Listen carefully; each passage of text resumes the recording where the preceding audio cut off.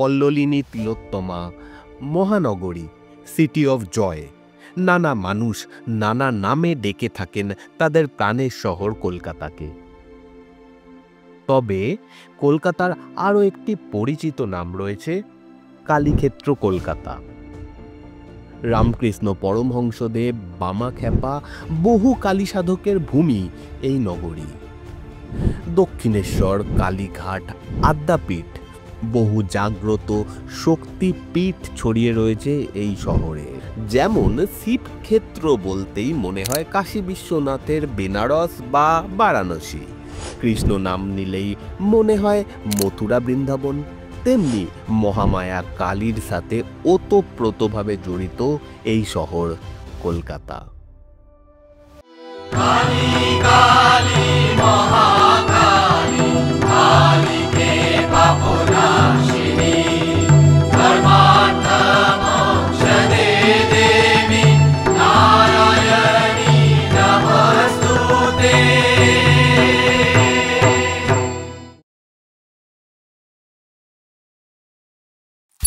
সুতানুটি, গোবিন্দপুর আর কলিকাতা, এই তিন গ্রাম নিয়ে যে কলিকাতা নগরীর পত্তন হয়েছিল এ আমাদের অজানা নয়। এবং কলিকাতা থেকেই যে আজকের কলকাতা, তাও আমাদের সকলেরই জানা। তবে অনেকেরই মতে কালীঘাট থেকে কলকাতা নামের উৎপত্তি হয়েছে। আবার অনেকের কাছেই অন্য আরও একটি তত্ত্ব রয়েছে, কালীকোঠা বা কালীকোট্টা, অর্থাৎ কালীর কোঠা বা ঘর থেকেই সাহেবী বিকৃতি থেকে কলিকাতার উৎপত্তি। যদি ধরে নিই যে কালীক্ষেত্র থেকে কলিকাতা নামটা এসেছে, তাহলে প্রশ্ন আসে যে মা কালীর নামেই কেন এই জনপদটা নামাঙ্কিত হলো? নথিবদ্ধ উল্লেখ এবং পুরাতাত্ত্বিক প্রমাণ বলছে যে 2000 বছরেরও বেশি সময় ধরে এই ক্ষেত্রটির নাম ছিল কালীক্ষেত্র। প্রায় 2000 বছর আগে সরস্বতী এবং আদি গঙ্গায় বাঙালি বণিকরা বাণিজ্য করতে যেতেন, যেমন সিংহল, জবদ্বীপ, মালদ্বীপ, সুবর্ণদ্বীপ, ক্রিট, রোম, গ্রিস, মিশর ইত্যাদি জায়গায়। সেই সময় এই শহরতলির জনপদটি কি নামে পরিচিত ছিল?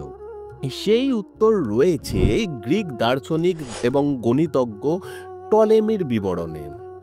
তার বর্ণনা অনুযায়ী এই জনপদটির নাম ছিল কলিগ্রামাম, যার বাংলা করলে হয় কালীগ্রাম।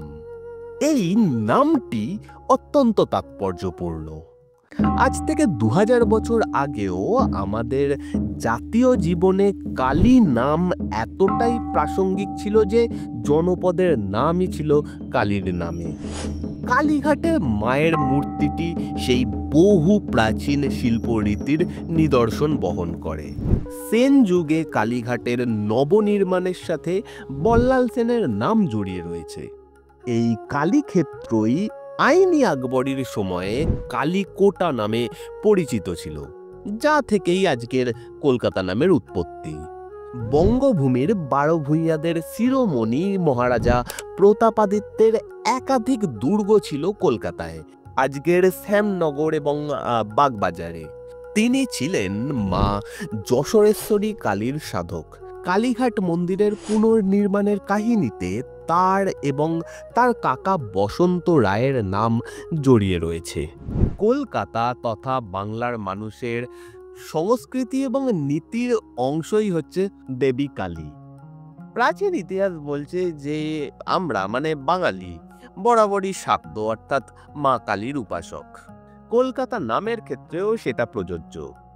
এটি এমন একটি শহর যার নামের পিছনেই ইতিহাস, তার সঙ্গে আধ্যাত্মিকতা এবং সংস্কৃতির সম্পূর্ণ মিশ্রণ রয়েছে। সকলকে কালী পুজোর শুভেচ্ছা জানাই। দুর্গাপুজোর ইতিহাস সম্পর্কে জানতে আমার এই ভিডিওটা দেখবেন এবং যদি ভালো লাগে ভিডিওটি লাইক করার এবং চ্যানেলটি সাবস্ক্রাইব করার অনুরোধ থাকলো। ধন্যবাদ।